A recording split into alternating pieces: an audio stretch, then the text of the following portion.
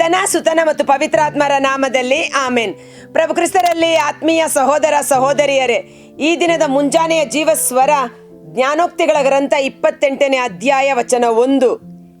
ಹಿಂದಟ್ಟದಿದ್ದರೂ ದುಷ್ಟನು ಎದರಿ ಓಡಿ ಹೋಗುವನು. ಅಂದ್ರೆ ಅರ್ಥ ಏನು?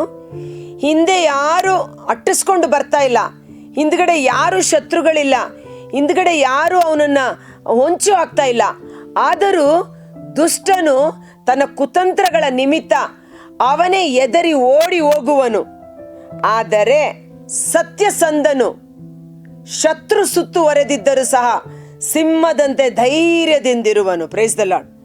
ಸತ್ಯಸಂಧ. ಯಾರು ಸತ್ಯಸಂಧನು? ಯೇಸುವನ ರಕ್ತದಿಂದ ನಾವು ನೀತಿವಂತರು, ಸಜ್ಜನರು, ಸತ್ಯಸಂಧರು ಎಂದು ಎಣಿಕೆ ಮಾಡಲ್ಪಟ್ಟಿದ್ದೇವೆ. ನೀತಿವಂತನು ಸಿಂಹದಂತೆ ಧೈರ್ಯಶಾಲಿಯಾಗಿರುತ್ತಾನೆ. ಇವತ್ತು ಯೇಸುವಿನ ಮಕ್ಕಳಾದ, ಯೇಸುವಿನ ರಕ್ತದಿಂದ ನೀತಿವಂತರು, ಸತ್ಯಸಂಧರಾಗಿ ಎಣಿಕೆ ಮಾಡಲ್ಪಟ್ಟಿರುವ ನಮ್ಮಲ್ಲಿರಬೇಕಾದ ಒಂದು ಶ್ರೇಷ್ಠ ಗುಣ ಧೈರ್ಯ. ಯಾವುದರ ಕುರಿತು? ದೇವರ ವಾಕ್ಯದಲ್ಲಿ ವಿಶ್ವಾಸವಿಟ್ಟಿರುವ ಮನಸ್ಸು ಧೈರ್ಯದಿಂದಿರುತ್ತದೆ. ಯಾವಾಗ ದೇವರ ವಾಕ್ಯದಲ್ಲಿ ವಿಶ್ವಾಸ ಕಮ್ಮಿ ಆಗುತ್ತದೆ, ಭಯ ನಮ್ಮನ್ನು ಆವರಿಸಿಕೊಳ್ಳುತ್ತದೆ. ಇನ್ನೂ ಅರ್ಥದಲ್ಲಿ ಹೇಳಬೇಕಾದ್ರೆ, ಸಮಯ, ಸಂದರ್ಭ, ಪರಿಸ್ಥಿತಿ, ರೋಗ, ಕಷ್ಟ, ನಷ್ಟಗಳನ್ನು ನೋಡುವಾಗ ನಮ್ಮ ವಿಶ್ವಾಸ ಕುಂದಿ ಹೋಗುತ್ತದೆ, ಭಯ ಪ್ರಾರಂಭವಾಗುತ್ತದೆ. ಆ ಸಮಯ, ಸಂದರ್ಭ, ಕಷ್ಟ, ನಷ್ಟಗಳು ಏನೇ ಇದ್ದರೂ ಅವುಗಳತ್ತ ಗಮನ ಕೊಡದೆ ಅವುಗಳಿಂದ ಬಿಡುಗಡೆ ಮಾಡಲು ಶಕ್ತನಾದ ರಕ್ಷಕನಾದ ಯೇಸುವಿನ ಕಡೆ ನಾವು ಕಣ್ಣೆತ್ತಿ ನೋಡುವಾಗ, ಆತನಲ್ಲಿ ವಿಶ್ವಾಸವಿಟ್ಟಾಗ ಧೈರ್ಯ ನಮ್ಮಲ್ಲಿ ಕಾರ್ಯ ಮಾಡುತ್ತದೆ. Price the Lord. ಹಾಲೆಲೂಯಾ. ನೀತಿವಂತನು ಸಿಂಹದಂತೆ ಧೈರ್ಯಶಾಲಿಯಾಗಿರುತ್ತಾನೆ. ಇವತ್ತು ಧೈರ್ಯ ದೇವರು ಕೊಟ್ಟಿರುವ ಶ್ರೇಷ್ಠವಾದ ಅಸ್ತ್ರ. ಯಾಕಂದ್ರೆ ಈಗ ನೋಡಿ, ಉದಾಹರಣೆಗೆ ನಾವು ನೋಡ್ತೇವೆ, ಲಾಜರನ ಶರೀರ ಕೊಳೆತು ಹೋಗಿತ್ತು, ಸತ್ತು 3-4 ದಿನಗಳಾಗಿತ್ತು. ಶರೀರದ ಅಂಗಾಂಗಗಳೆಲ್ಲ ಕೊಳೆತು ನಾರುತ್ತಿತ್ತು. ಆ ಕೊಳೆತು ನಾರುತ್ತಿದ್ದ ಶರೀರವನ್ನೇ ದೇವರ ವಾಕ್ಯ ಉಜ್ಜೀವನಗೊಳಿಸಿತು. ಹೊಸ ಶರೀರವಾಗಿ ಹೊಸ ಜೀವವನ್ನು ತುಂಬಿಸಿಕೊಟ್ಟಿತು. ಹೀಗಿರುವಲ್ಲಿ ನಿಮ್ಮನ್ನು ಕಾಡುತ್ತಿರುವ ರೋಗ ಎಷ್ಟು ಮಾತ್ರ? ರೋಗ ಬಂದವರೆಲ್ಲ ಸತ್ತೋಗ್ತಾರಾ? ಅಥವಾ ರೋಗ ಬರ್ದೇ ಇರೋರು ಸಾಯೋದೇ ಇಲ್ವಾ? ರೋಗ ಬಂದ ಮಾತ್ರಕ್ಕೆ ಮರಣ ಭಯ ನಮ್ಮಲ್ಲಿ ಕಾರ್ಯ ಮಾಡಲು ಪ್ರಾರಂಭ ಮಾಡುತ್ತದೆ. ಯಾಕೆ? ಈ ರೋಗ ಬಂದರೆ ಸತ್ತೋಗ್ತಾರೆ, ಈ ಕಾಯಿಲೆ ಬಂದರೆ ಈ ಥರ ಸಮಸ್ಯೆಗಳು ಬರುತ್ತೆ, ಅಯ್ಯೋ ಈ ರೋಗ ಅಂತ ಡಾಕ್ಟರ್ ನನಗೆ ಹೇಳ್ಬಿಟ್ಟಿದ್ದಾರೆ. ಭಯ ಭಯ ಭಯ, ಮರಣದ ಭಯ. ಆದ ಕಾರಣ ದೇವರ ವಾಕ್ಯ ಹೇಳುತ್ತೆ, ಮರಣ ಭಯದ ನಿಮಿತ್ತ ಜೀವಮಾನ ಕಾಲವೆಲ್ಲ ಸೈತಾನನ ದಾಸತ್ವದಲ್ಲಿರುವವರನ್ನು ಆ ಮರಣದ ಭಯದಿಂದ ಬಿಡುಗಡೆ ಮಾಡುವುದಕ್ಕಾಗಿ ದೇವರ ಪುತ್ರನು ಈ ಲೋಕದಲ್ಲಿ ಜನಿಸಿ ಬಂದನು, ಮನುಷ್ಯನಾಗಿ ಜನಿಸಿ ಬಂದನು.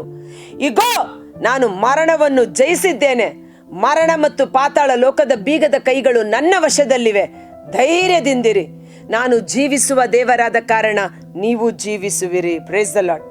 ಹಾಲೆಲೂಯಾ. ನಮ್ಮ RRC ಧ್ಯಾನ ಕೇಂದ್ರಕ್ಕೆ ಸುಮಿತ್ರಾ ಅನ್ನುವ ಸಹೋದರಿ, ಅವರ ತಾಯಿ ಸುಮಾರು ವಯಸ್ಸಾದಂಥ ತಾಯಿ, ಒಂದು 75 ಮೇಲ್ಪಟ್ಟು 80 ಒಳಗಡೆ ಇರಬಹುದು.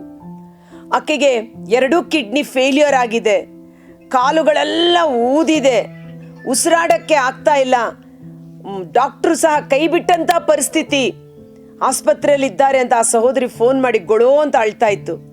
ಆಗ ನಾನು ಹೇಳಿದೆ, ಸುಮಿತ್ರಾ, ನಿನ್ನ ತಾಯಿ ಲಾಜರನ ರೀತಿಯಲ್ಲಿ ಆ ಸಮಾಧಿಯಿಂದ ಹೊರಗಡೆ ಬಂದು ಯೇಸುವಿಗೆ ಸಾಕ್ಷಿಯಾಗಿ ನಿಂತು ಲಾಜರ ಮತ್ತೆ ಸತ್ತ.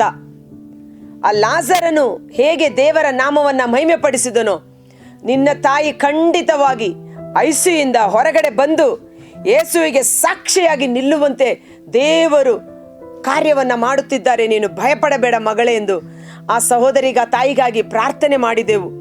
ಮಧ್ಯಸ್ಥಿಕೆ ಪ್ರಾರ್ಥನೆಯಲ್ಲಿ ಪ್ರಾರ್ಥನೆ ಮಾಡಿದೆವು. ಏನು ಅದ್ಭುತ! ಇದು ದೊಡ್ಡ ಅದ್ಭುತ. ಭಯಪಡಬೇಡ. ಸಮಯ, ಸಂದರ್ಭ, ಪರಿಸ್ಥಿತಿ, ಸಮುದ್ರದಲ್ಲಿ ಮುಳುಗಿ ಹೋಗುತ್ತೇನೋ ಎಂದು ಪೇತ್ರ ಭಯಪಟ್ಟ. ಅಲ್ಪ ವಿಶ್ವಾಸಿಯೇ, ಯಾಕೆ ಭಯಪಡುತ್ತಿ? ಧೈರ್ಯದಿಂದಿರು. ಧೈರ್ಯವೇ ದೇವರು ಕೊಟ್ಟ ಶ್ರೇಷ್ಠವಾದ ಅಸ್ತ್ರ. ಯೇಸು ನನ್ನೊಂದಿಗಿದ್ದಾರೆ, ನಾನು ಎಲ್ಲವನ್ನ ಜಯಿಸುತ್ತೇನೆ ಎಂಬ ಧೈರ್ಯ. ಆ ವಯಸ್ಸಾದ ತಾಯಿ, ಸುಮಾರು 75 ವರ್ಷ ಮೇಲ್ಪಟ್ಟಂತ ತಾಯಿ, 1 ವಾರದ ನಂತರ ಐಸಿಯಿಂದ ಡಿಸ್ಚಾರ್ಜ್ ಆಗಿ ವಾರ್ಡ್ಗೆ ಬಂದು, ವಾರ್ಡಿಂದ ಮನೆಗೆ ಬಂದು ರಾತ್ರಿ ಜಾಗರಣೆ ಪ್ರಾರ್ಥನೆಯಲ್ಲಿ ನಾನು ಹೇಗಾದರೂ ಬಂದು ದೇವರಿಗೆ ಥ್ಯಾಂಕ್ಸ್ ಹೇಳಬೇಕು ಎಂದು. ಸ್ವಲ್ಪ ಇನ್ನು ಶರೀರದಲ್ಲಿ ವೀಕ್ನೆಸ್ ಇದೆ, ಬೇರೆ ಬಟ್ಟೆಗಳು ಸೀರೆ ಗೀರೆ ಅಥವಾ ಉಡೋದಕ್ಕೆ ಕಷ್ಟ. ಆಕೆ ನಾಚಿಕೆ ಪಡಲಿಲ್ಲ. ದೇವರು ನನ್ನನ್ನು ಐಸಿಯುಯಿಂದ ಬಿಡುಗಡೆ ಮಾಡಿ ಜೀವ ಕೊಟ್ಟಿದ್ದಾರೆ, ಜೀವ ಕೊಟ್ಟ ನನ್ನ ಯೇಸುವಿಗೆ ನಾನು ಥ್ಯಾಂಕ್ಸ್ ಹೇಳಬೇಕು ಎಂದು ರಾತ್ರಿ ಜಾಗರಣೆ ಪ್ರಾರ್ಥನೆಗೆ ನೈಟಿನಲ್ಲಿ ಬಂದಿತ್ತು. ನೈಟಿ ಆ ವಯಸ್ಸಾದ ಅಜ್ಜಿ ನೈಟಿನಲ್ಲಿ ಸ್ಟೇಜ್ ಮೇಲೆ ಅಂದರೆ ವೇದಿಕೆ ಬಲಿಪೀಠದ ಮೇಲೆ ಬಂದು ಸಾಕ್ಷಿ ಹೇಳುವಾಗ ಜನ ಎಲ್ಲ ನಗೋದಕ್ಕೆ ಸ್ಟಾರ್ಟ್ ಮಾಡಿದ್ರು. ನೈಟಿನಲ್ಲೇ ಬಂದಿತ್ತು ಧ್ಯಾನಕ್ಕೆ. ಹೌದು, ನೈಟಿ ಹಾಕಿಕೊಂಡು ಏಸಪ್ಪ ನನ್ನನ್ನು ಜೀವ ಕೊಟ್ಟು ಬಿಡುಗಡೆ ಮಾಡಿದ್ದಾರೆ ಎಂದು ಹೇಳುವಾಗ ಇಡೀ ಸಮೂಹ ಚಪ್ಪಾಳೆ ತಟ್ಟಿ ದೇವರ ನಾಮವನ್ನು ಮಹಿಮೆ ಪಡಿಸಿತು.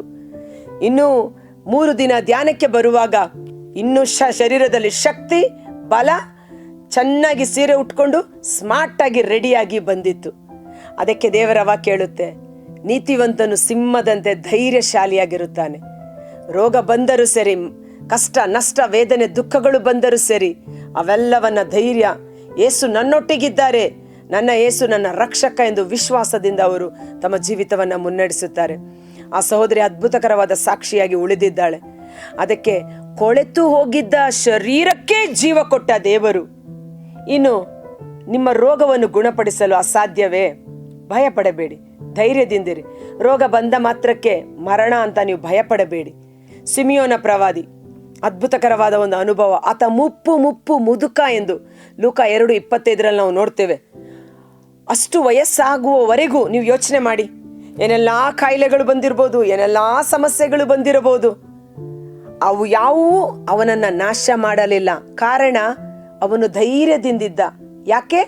ದೇವರ ವಾಕ್ಯದಲ್ಲಿ ನೀತಿವಂತ ವಿಶ್ವಾಸವಿಟ್ಟ. ರಕ್ಷಕನನ್ನು ಕಣ್ಣಾರೆ ಕಾಣುವವರೆಗೆ ನಾನು ಸಾಯುವುದಿಲ್ಲ ಎಂದು ಪವಿತ್ರಾತ್ಮರಿಂದ ಪ್ರಕಟಿಸಲ್ಪಟ್ಟ ವಾಕ್ಯವನ್ನು ನಂಬಿದ ಕಾರಣ ಧೈರ್ಯ ಅವನಲ್ಲಿತ್ತು. ಬಾಲ ಯೇಸುವನ್ನು ಕರಗಳಲ್ಲೆತ್ತಿಕೊಂಡು ದೇವರಿಗೆ ಕೃತಜ್ಞತೆ ಸಲ್ಲಿಸಿ ಇನ್ನೂ ಸಮಾಧಾನದಿಂದ ನನ್ನನ್ನು ಕರೆದುಕೋ ಎಂದು ಹೇಳುತ್ತಾನೆ. ಭಯಪಡಬೇಡಿ. ಈ ಕ್ರಿಸ್ಮಸ್ ಹಬ್ಬದ ಸಮಯದಲ್ಲಿ ದೇವರ ಶಾಂತಿ, ಸಮಾಧಾನ, ಪ್ರೀತಿ, ಪರಿಪೂರ್ಣವಾದ ಸೌಖ್ಯ ನಮ್ಮ ದೇಹಾತ್ಮಗಳಲ್ಲಿ ಕಾರ್ಯ ಮಾಡಲಿ. ಕರ್ತರಾದ ಯೇಸುವೇ, ಮುಂಜಾನೆ ಜೀವಸ್ವರವನ್ನು ಆಲಿಸುತ್ತಿರುವ ಪ್ರತಿಯೊಬ್ಬ ಸಹೋದರ ಸಹೋದರಿಯರು, ಅವರ ಕುಟುಂಬಗಳನ್ನು ನಿಮ್ಮ ಕರಗಳಿಗೆ ಸಮರ್ಪಿಸುತ್ತೇನೆ. ಹಿಂದಟ್ಟದಿದ್ದರೂ ಸಹ ದುಷ್ಟನು ಭಯಭೀತನಾಗಿ ಅವನು ನಾಶವಾಗಿ ಹೋಗುವನು, ಆದರೆ ನೀತಿವಂತನು ಸಿಂಹದಂತೆ ಧೈರ್ಯಶಾಲಿಯಾಗಿರುತ್ತಾನೆ.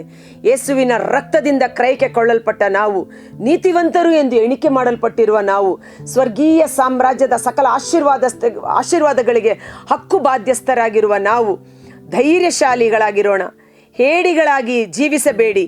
ಹೇಡಿಗಳು ಹಿಮ್ಮೆಟ್ಟಿ ಹಾಳಾಗಿ ಹೋಗುವರು, ಆದರೆ ವಿಶ್ವಾಸದಲ್ಲಿರುವವರು ಧೈರ್ಯದಿಂದ ಮುನ್ನುಗ್ಗುವರು.